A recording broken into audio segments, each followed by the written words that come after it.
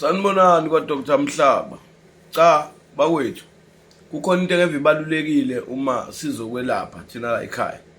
Masizokwelapha la ekhaya kubalulekile ukuthi sikuhlambulule, sikugeze, sikufake ebhavini, sikugeze nje before sikunikeze imithi, ngoba omunye umuntu uyomnikeza imithi ifika imithi ihlangabezane ney'nkinga, uyajika uyabuya ukuthi imithi ayisebenzanga.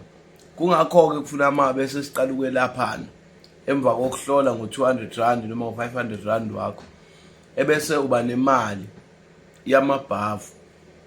Mawuza la ekhaya nje prepare, phatha i-6,000 yokugeza. Masugezile ngale 6,000 yakhona ekugcineni bese-ke sesiyakwelapha-ke, sikunikeza nemithi, sikuchazele. So kodwa nje prepare from 6 to 10,000 rand uze kuthina sokwelapha ube right. Siyabonga.